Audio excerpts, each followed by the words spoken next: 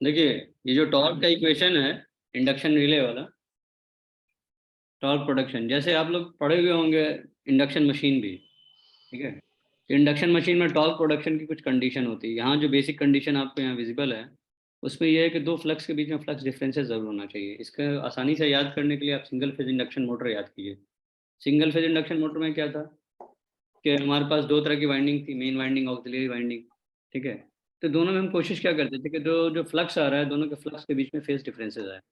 क्योंकि कभी भी फ्लक्स अगर सेम साइड है, जैसे मान लीजिए हम ये फाई 1 बना रहे हैं और सेम फेज में अगर फाई 2 है, तो टॉर्क प्रोडक्शन नहीं होगा, टॉर्क जीरो होगा। तो इसके लिए हम कोशिश क्या करते थे कि हमारे पास दो फ्लक्सेस के बीच में डिफरेंसेस आ जाए, जिसके लिए हमने ऑक्सिलरी वाइंडिंग लगा रखा होता था। सिमिलरली अगर आप शेडेड पोल मोटर की बात देखेंगे, तो कुछ सेक्शन है हम शेडेड रखते थे, शेडिंग रिंग के जरिए, ताकि वहाँ वाला फ्लक्स मेन फ्लक्स से लैग करें। तो दोनों के बीच में अपने आप ये फाई 1 फाई 2 जो है, दोनों सेम फेज में नहीं रहेंगे। एक फाई 1 हो जाएगा, कोई फाई 2 हो जाएगा, ठीक है। दोनों के बीच में क्या आएगा, कुछ सर्टेन एंगल आ जाएगा। इस सर्टेन एंगल आने से क्या होगा कि आपके यहाँ टॉर्क का प्रोडक्शन स्टार्ट हो जाएगा। तो यहाँ बेसिक असम्पशन सबसे पहले यही ले रखा है, क्योंकि इंडक्शन डिस्क रिले है या इंडक्शन कप रिले है, ये प्रिंसिपल पे किस पे काम करेगा, जो इंडक्शन मोटर का प्रिंसिपल है। तो यहाँ हमको दो फ्लक्सेस चाहिए और दोनों के दोनों डिस्प्लेस चाहिए। एक होता है टाइम का डिस्प्लेसमेंट, एक तो है फेज का, सॉरी, स्पेस का डिस्प्लेसमेंट। तो टाइम के डिस्प्लेसमेंट का मतलब ये होता है कि आपको ओमेगा टी के साथ डिस्प्लेस्ड है। और सॉरी, स्पेस का डिस्प्लेसमेंट क्या होता है, हम कंस्ट्रक्शन इस ढंग से करें कि जैसे मान लीजिए अगर 3 फेज की बात करें, तो सबको 120 120 120 के डिफरेंसेस पे हम वाइंडिंग को लपेटेंगे। सिंगल फेज की बात करें तो क्या करेंगे, 90 डिग्री के डिफरेंस पे हम वाइंडिंग को लपेटेंगे। ऐसा स्ट्रक्चर बनाते हैं। लेकिन जो हम सप्लाई देते हैं, तो हम वहाँ इंश्योर करते हैं कि हमारे जो दो फ्लक्सेस हैं, उसके बीच में टाइम का भी डिफरेंसेस रहे। जैसे आप लोग 3 फेज सप्लाई में पढ़ते होंगे, एक है V M sine omega T, दूसरा है V M sine omega T -120 degree, तीसरा क्या है V M sine omega T +120 degree. तो इसी ढंग से यहाँ पर दो फ्लक्सेस को दिखा रखा है, और एक फ्लक्स को मान लिया हमने phi M sine omega T, तो दूसरे को क्या मानेंगे, साइन ओमेगा टी +फाई, और फाई एम डैश मान रहे हैं। हम ये भी कह रहे हैं कि अच्छा, दोनों फ्लक्स हो सकता है कि दोनों का पीक वैल्यू मैग्नीट्यूड अलग अलग हो, जरूरी नहीं के बराबर हो, ठीक है ना। तो इसी चीज को हमने ये लिया है। जब जैसे ही हम जानते हैं कि फाई 1 और फाई 2, तो आप लेंस लॉ पढ़े हुए हैं, Faraday law of electromagnetic induction पढ़े हुए हैं, तो आप जानते हैं कि एक ईएमएफ इंड्यूस होगा। क्या होगा, D phi by D T, है ना। अगर ई 1 की बात करेंगे तो D phi 1 by D T कहेंगे। इसी तरह से अगर ई 2 कहेंगे तो क्या करेंगे, ई 2 के लिए क्या हो जाएगा, देखो यहाँ पर ध्यान देना, यहाँ पर प्रोपोर्शनैलिटी का सिंबल लगा हुआ है, क्योंकि ये नंबर ऑफ टर्न्स पर भी डिपेंड करता है कि आपने कितना टर्न्स लगाया। N D phi by D T होता है ना। तो यहाँ सिर्फ हम रिलेशनशिप जानने में इंटरेस्टेड हैं कि प्रोपोर्शनैलिटी किसके है, कैसे वो फाई 1 फाई 2 साइन थीटा हो रहा है, ठीक है। तो इसी चीज़ को यहाँ दिखाया गया है। और बीच में जो चीज़ें लिखी हुई है आप पढ़िएगा, इसमें वही चीज़ों के लिखा हुआ है कि हम कैसे शेडेड पोल की मदद से दो फ्लक्स के बीच में फेज डिफरेंस क्रिएट करते हैं। क्योंकि फेज डिफरेंस जब तक क्रिएट नहीं करिएगा, टॉर्क का प्रोडक्शन होगा ही नहीं। ये बेसिक इंडक्शन मशीन का प्रिंसिपल है, इंडक्शन मोटर का। 3 4 रूल होते हैं, अगर उसमें से किसी का वायलेट करता है, तो टॉर्क का प्रोडक्शन नहीं होगा। जब टॉर्क का प्रोडक्शन नहीं होगा, तो आप रिले के केस में समझ लीजिए इंडक्शन डिस्क नहीं घूमेगा। इंडक्शन मोटर के केस में समझ लीजिए कि आपका रोटर नहीं घूमेगा। और अगर रोटर घूम ही नहीं रहा, तो किस तरह का मोटर हुआ यार वो, कोई रोटेशन है ही नहीं, तो ठीक है ना। तो टॉर्क प्रोडक्शन के लिए दो फ्लक्स के बीच में फ्लक्स का डिफरेंसेस मैंडेटरी है। तो हमने वो अजम्पशन ले लिया, पहले फाई 1 को मान लिया phi M sine omega T, phi 2 को मान लिया है phi M dash sine omega T +phi, ठीक है। जैसे फाई आएंगे तो इसकी वजह से आएगा ई 1, फाई 1 की वजह से आएगा ई 1, फाई 2 की वजह से आएगा ई 2। और जैसे ही क्लोज लूप है, जैसे डिस्क है, क्या है, इसमें आपके सरफेस पे करंट फ्लो हो सकता है ना। और जो सरफेस पे करंट फ्लो होता है उसको कहते हैं क्या है, एडी करंट कहते हैं, ठीक है ना। इसीलिए तो यहाँ जो करंट की बात कर रहे हैं उसको हम एडी करंट कह रहे हैं। लेकिन जब भी अगर ईएमएफ आएगा और सर्किट क्लोज है, तो हमेशा एक करंट आता है। तो ई 1 की वजह से आने वाले करंट को आई 1 कहेंगे, ई 2 की वजह से आने वाले करंट को आई 2 कहेंगे, ठीक है। ये दोनों प्रोपोर्शनल होगा ना, क्योंकि आप ओम्स लॉ जानते हैं। तो आई डायरेक्टली प्रोपोर्शनल तो है क्या, वी। तो आई 1 कहेंगे तो वो ई 1 के प्रोपोर्शनल है, अगर आई 2 कहेंगे तो वो क्या चीज़ है, ई 2 के प्रोपोर्शनल है। और ई 1 ई 2 का हमने रिलेशन निकाल रखा है D phi by D T से। बात समझने किसी को परेशानी है, अभिषेक अपना माइक म्यूट कीजिए आप।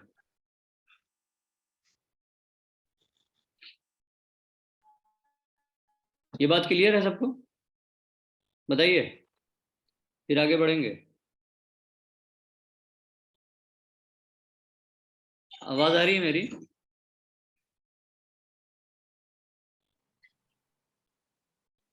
तुम लोग के बोलने पर क्लास ले रहे हैं, तुम लोग बता भी नहीं रहे हो, कैसे काम चलेगा? यस सर, आ रही है आवाज। यस सर, आ रही है। ठीक है। E1 की वजह से आया I1, I1 की वजह E2 की वजह से आया I2। और I1 होगा क्या, प्रोपोर्शनल होगा, जितना ज़्यादा आप EMF लगाएगा उतना ज़्यादा करंट आएगा। I2 क्या होगा, जितना ज़्यादा E2 आएगा उतना ज़्यादा I2 आएगा। ये सिंपल इक्वेशन लिखा हुआ है, ठीक है ना। इस चीज़ को आप और further examination point of view से E2 के लिए पहले ये लिखिएगा, फिर φ2 की वैल्यू रखिएगा, उसके बाद डिफ्रेंशिएट करके इतना लाइएगा। ये किताब है तो उसमें डायरेक्ट रिलेशन लिख दिया है, लेकिन आप एग्जामिनेशन पॉइंट ऑफ व्यू से कंप्लीट चीज़ को लिखिएगा, ठीक है ना। इसके बाद देखिए, अभी नीरज को हम समझा भी रहे थे, यहीं पर था नीरज। यहाँ देखो, φ1 आया तो इसकी वजह से क्या आया, E1 d5 dt की वजह से। इसकी वजह से क्या आया, I1। सिमिलरली φ2 है, φ2 की वजह से क्या आया, E2। E2 से क्या आया, I2। φ1 हमेशा इंटरेक्ट करेगा तो I2 से इंटरेक्ट करेगा, φ2 हमेशा इंटरेक्ट करेगा तो φ1 से इंटरेक्ट करेगा। φ1 I1 से इंटरेक्ट करके कोई टॉर्क प्रोडक्शन नहीं कर सकता है। अपने ही फ्लक्स से, अपने ही एलिमेंट पर इफेक्ट, वो फील्ड का इफेक्ट नहीं आता है। तो उससे अगर इन दोनों के इंटरेक्शन से टॉर्क कहिएगा तो जीरो, इन दोनों के इंटरेक्शन से टॉर्क कहिएगा तो जीरो। लेकिन एक दूसरे के फ्लक्स को वो अफेक्ट कर सकता है, एक दूसरे के फ्लक्स से जो प्रोड्यूस हो रहा है करंट, उससे वो इंटरेक्ट कर सकता है। तो जब भी यहाँ टॉर्क प्रोड्यूस होगा तो φ1 I2 की वजह से प्रोड्यूस होगा। जब भी एक टॉर्क प्रोड्यूस होगा तो φ2 I1 की वजह से टॉर्क प्रोड्यूस होगा। ये अगेन प्रोपोर्शनैलिटी लिखेंगे, इक्वल कभी नहीं लिखेंगे, ठीक है ना। इनके ही इंटरेक्शन से टॉर्क का प्रोडक्शन हो रहा है।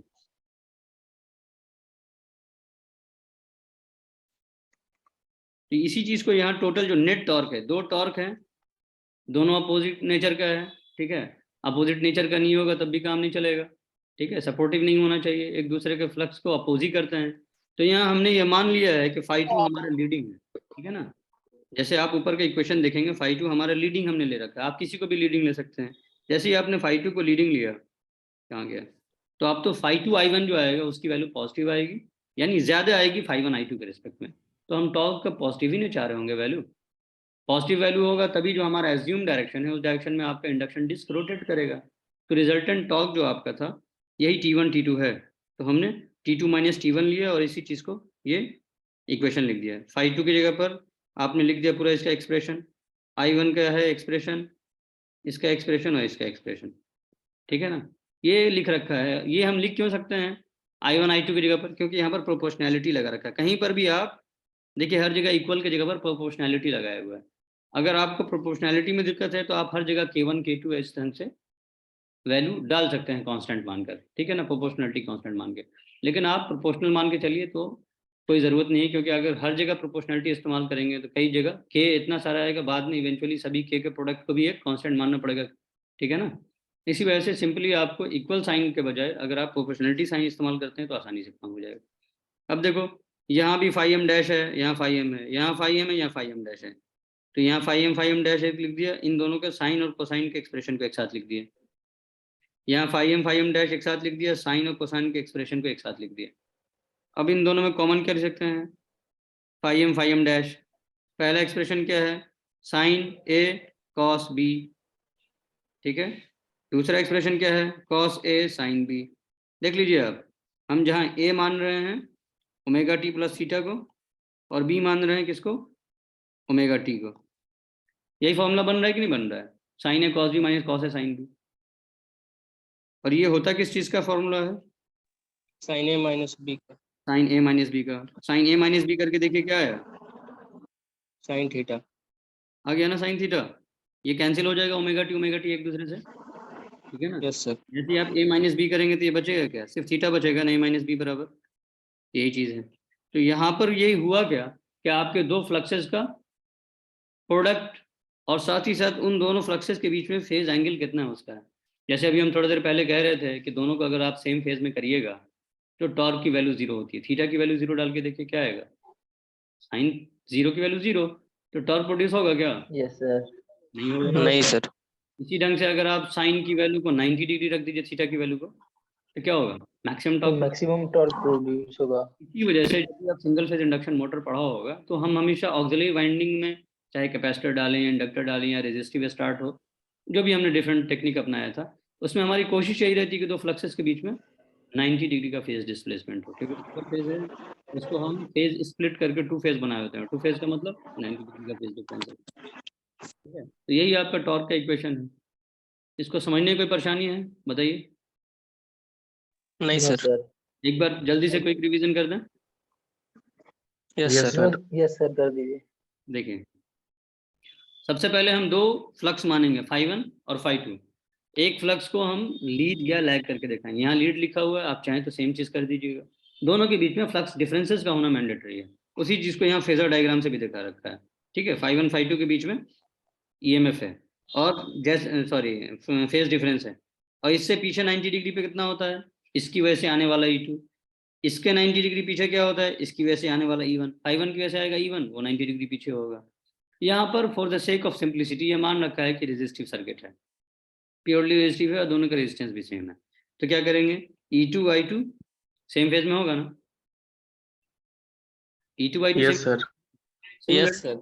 E1 I1 भी, यहाँ I1 दिखाया हुआ है, आप किताब में खुद से चेक कर लेंगे या फोटो भी डाल रखा है, ये I1 है। ठीक है, ये इसको मिटा ही देते हैं, देखो यहाँ I1 दिख रहा है। ठीक है, E1 I1 भी सेम फेज में हो गया, तो ये फेजर डायग्राम भी एग्जामिनेशन पॉइंट ऑफ व्यू से आप बना दीजिएगा ताकि थोड़ा सा अंडरस्टैंडिंग दिखे। ठीक है, उसके बाद क्या है, φ1 की वजह से आएगा ईएमएफ, φ1 की वजह से आएगा E1 d φ1/dt। ठीक है, इसी ढंग से अगर आप φ2 की वजह से जो प्रोडक्शन होगा वो होगा E2। और हम चूंकि ओम्स लॉ से जानते हैं कि करंट प्रोडक्शन या जो करंट फ्लो होता है वो directly proportional to the voltage applied across the conductor होता है। यहाँ कंडक्टर केस क्या है आपका, इंडक्शन डिस्क है, अगर हम इंडक्शन डिस्क रिले की बात करें, या इंडक्शन कप है अगर इंडक्शन कप रिले की बात करें। ठीक है, और ये जो करंट है वो मेन करंट नहीं है, यहाँ एडी करंट क्यों लिख रखा है, क्योंकि डिस्क पर करंट फ्लो होता है, सरफेस पे जो करंट फ्लो होता है वो मेन करंट थोड़ी होता है, वो एडी करंट होता है। ठीक है, तो आमतौर पे एडी करंट होता है खराब, लेकिन यहाँ एडी करंट का ही इस्तेमाल करके हम टॉर्क प्रोडक्शन कर रहे हैं। ठीक है ना, तो यहाँ हमने E1 की वजह से I1 निकाला और E2 की वजह से I2 निकाला। ठीक है ना, E1 से आएगा I1 और E2 की वजह से आएगा I2। इक्वेशन लिखेंगे कैसे, इस ढंग से, और E1 और E2 का इक्वेशन हम निकाल लेंगे d φ1/dt से और d φ2/dt से। ठीक है, और यहाँ इसी चीज़ को लिखना पड़ेगा आपको, जो यहाँ सेंटेंस कंप्लीट लिखा हुआ है ना, कि फ्लक्स इंटरेक्ट करता है, φ1 इंटरेक्ट करेगा E2 से, φ1 इंटरेक्ट करेगा I2 से, और सॉरी φ1 एक्ट करेगा I2 से और φ2 एक्ट करेगा I1 से। ठीक है ना, दोनों अपोजिट वाले से करते हैं, क्योंकि अपने ही फील्ड का इफेक्ट अपने ही कंस्टिट्यूएंट एलिमेंट्स पे नहीं पड़ता है कभी भी। ठीक है ना, और इसी के बेसिस पे हमने दो इक्वेशन लिखेंगे, T1 और T2। ये एग्जाम पॉइंट ऑफ व्यू से आप सेपरेट सेपरेट इक्वेशन लिख लीजिएगा, डायरेक्ट यहाँ निकलने की जरूरत नहीं है। यहाँ पर के लिए आपको डायरेक्ट रिजल्टेंट टॉर्क लिखिएगा, उसके बाद ही कंप्लीट इक्वेशन लिखिएगा, और इसको सॉल्व करना बहुत आसान है। हमने सिंप्लिसिटी के लिए आपको sin A - B का फॉर्मूला लगा के दिखा दिया है। जैसे ये दिखाइएगा तो अपने आप हो जाएगा कि जब थीटा की वैल्यू 0 हो तो क्या हो जाएगा, कोई टॉर्क प्रोडक्शन नहीं होगा, इंडक्शन डिस्क नहीं घूमेगा। जब थीटा की वैल्यू 90 डिग्री हो तो क्या होगा, induction disc maximum speed, maximum उसमें टॉर्क प्रोडक्शन होगा। ठीक है ना, जो आपका इंडक्शन कप रिले है वहाँ पर इस अरेंजमेंट की कोशिश भी की जाती है कि 90 डिग्री हो दोनों फ्लक्सेज। ठीक है ना, क्लियर है। Yes sir. Yes sir. Shaded pole में भी सेम कॉन्सेप्ट है, क्योंकि यहाँ पर दोनों के बीच में फ्लक्स डिफरेंसेस यहाँ क्रिएट करते हैं with the help of shaded ring की वजह से। शेडिंग रिंग एक सेक्शन में लगाते हैं, तो जिस सेक्शन में लगाते हैं वहाँ वाला फ्लक्स क्या होता है, लैग कर जाता है मेन फ्लक्स। ठीक है, और कोई सवाल है तो पूछ लीजिए।